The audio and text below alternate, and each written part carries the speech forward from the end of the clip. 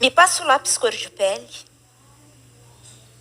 Muitos de vocês devem ter feito essa pergunta dentro das salas de aula por onde vocês estudaram. Muitos de vocês devem ter atendido essa pergunta. Eu cresci em escolas onde essa pergunta era dirigida para mim. E eu respondia a essa pergunta, entregando esse lápis, cor-de-rosa. Essa pergunta me incomodava de algum modo, mas ali, criança, eu não sabia o porquê desse incômodo. Eu fui crescendo. O tempo foi passando dentro da escola. Um dia, no meu 4º ano, eu cheguei na sala de aula e a minha professora, na melhor das intenções, fez todos os meus colegas ficarem de pé e cantarem parabéns a você. Eu, ingenuamente, olhei para ela e disse, mas professora, não é o meu aniversário. E ela respondeu, eu sei, mas hoje é 13 de maio, dia da abolição da escravatura. De novo, com a minha ingenuidade, eu respondi com os elementos que a minha infância permitia reunir.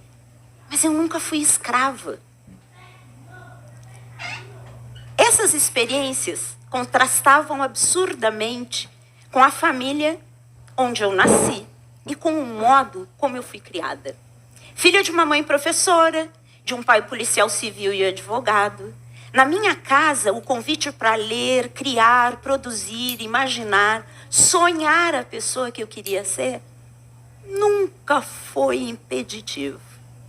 Pelo contrário, meus pais me diziam que eu podia ser quem eu quisesse ser, desde que eu estudasse bastante para isso. Mas na escola, eu precisava me reconhecer como a Pepa, porque aquela era a minha cor. Afinal, aquela era a cor do lápis cor de pele. Eu fui crescendo. Eu precisei estudar, ingressar na universidade, no curso de letras, com 15 anos. Aos 19 anos, eu estava dentro das salas de aula das escolas públicas como professora. E a pergunta, aquela maldita pergunta, voltava na boca das crianças na minha frente. Me empresta o lápis cor de pele? Me passa o lápis cor de pele? Eu continuava sem saber responder essa pergunta. Eu precisei fazer mestrado, doutorado, me tornar professora universitária, entrar na URGS e começar a entender que essa pergunta, ela não tinha uma resposta, mas ela podia ser respondida com uma outra pergunta. Cor de pele? De quem? Mais ou menos ao redor do ano 2000, eu recebi um convite que faria qualquer professor universitário, jovem como eu era na época, se sentir exultante. Eu fui convidada pela Prefeitura Municipal de Porto Alegre para participar da Semana da Consciência Negra e dar uma formação sobre as questões raciais para os professores da rede municipal de ensino. Eu fiquei lisonjeada, mas eu agradeci o convite e disse, eu me sinto muito honrada, mas eu não trabalho com as questões raciais, eu não pesquiso essas questões, eu não publico nada sobre isso. E desliguei o telefone. Esse foi um momento de fronteira na minha carreira. Estava na minha sala uma colega de área que se virou para mim e disse, tá maluca? Olha para o lado. Quem tu enxergas aqui, mulher negra como tu? Tu tens muito a dizer sobre isso. Naquela fala daquela colega, eu entendi que esse muito a dizer não era apenas de teorização, mas era do lugar da fala, o lugar que eu ocupava como mulher negra dentro de uma universidade pública. Era um lugar que precisava se construir em embates institucionais cotidianos, mas ele também precisava ser ressignificado na minha ação concreta de professora dentro das salas de aula. Chegou o ano de 2013 e surgiu a possibilidade de criar um curso para conversar com os professores da escola pública sobre as relações étnico-raciais. Ali nasceu o Uniafro. Nasceu de uma parceria bem importante construída com uma colega chamada Tanara Furtado e com uma série de professores da universidade que toparam a aventura de discutir aquele desconforto da minha infância, aquela tristeza, aquele mal-estar, que ali, professora universitária, já bastante madura na carreira, eu era capaz de nomear.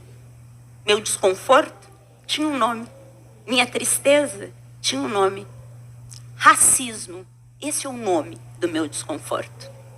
Nós sabíamos que nesse curso nós tínhamos que discutir com os professores as questões concretas de sala de aula. Mais do que as teorizações raciais, mais do que se apropriar da cultura negra, africana e afro-brasileira, mais do que se sentir com coragem de fazer esse trabalho, nós precisávamos urgentemente ensinar os professores como mediar os conflitos raciais dentro da sala de aula. Nessa primeira edição do curso, eu novamente voltei a sentir o sabor do racismo, narrado nas experiências que as professoras que fizeram o curso traziam, do racismo cotidiano, sutil às vezes pesado e perverso, machucando crianças, levando ao choro, ao desejo de abandonar a escola, fazendo professores repensarem se tinham mesmo escolhido a carreira correta. Ali, nesse curso, em 2013, 9 professoras se desligaram do curso. A causa não era que o curso era ruim ou que elas não estavam gostando. Era bem pior. Elas assistiram ao vídeo de abertura do curso e me enxergaram, coordenadora, mulher, negra. E elas afirmaram: não aceitamos ser coordenadas por uma mulher negra. Isso novamente trouxe o sabor do racismo à minha boca.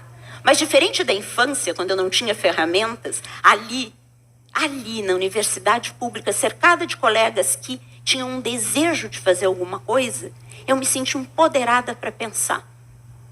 Agora, mais do que nunca, eu quero ampliar o Uniafra, eu quero levar esse curso para mais lugares. Eu quero ajudar os professores a ajudarem as crianças a falar sobre essa dor, a nomear essa dor, a pensar sobre ela e transformá-la, porque não precisa ser assim.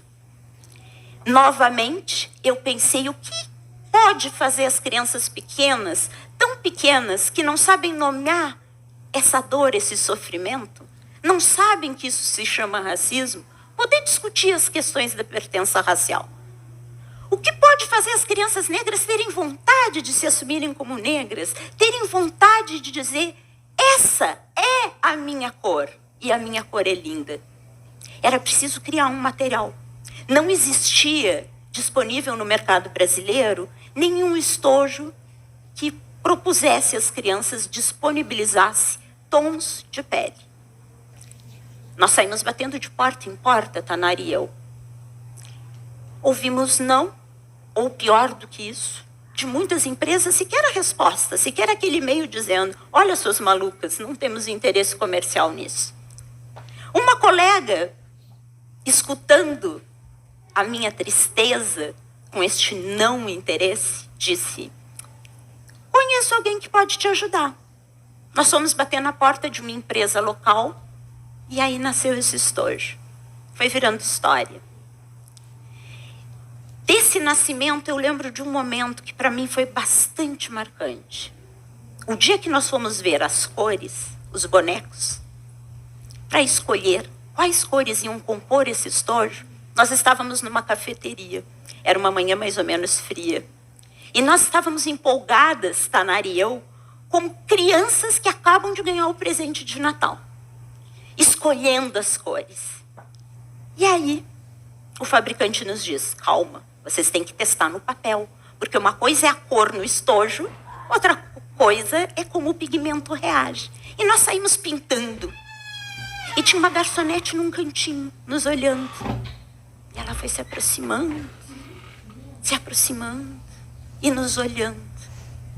Que nem criança, quando quer fazer uma pergunta, mas está constrangida. Ela nos olhou no canto do olho e disse: o que é isso aí? E a gente disse: vem!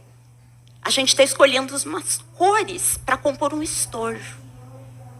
E essa menina, adulta, negra, encheu os olhos de água, botou a mão na mesa e disse: é a minha cor. Esse gesto, esse pequeníssimo gesto de uma adulta, me mostrou que esse estojinho singelo tem uma potência. Ele é pequeníssimo, são só 12 cores. Mas ele traz uma materialidade a partir da qual a gente pode pensar e falar.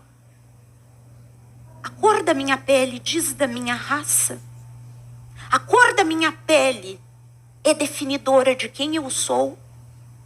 A cor da minha pele diz até onde podem ir os meus sonhos e os meus projetos de vida. Porque sim, nesse país, ela pode. Esse material foi ganhando as salas de aula, foi conquistando as crianças. Pronto, filho, pode vir. Pode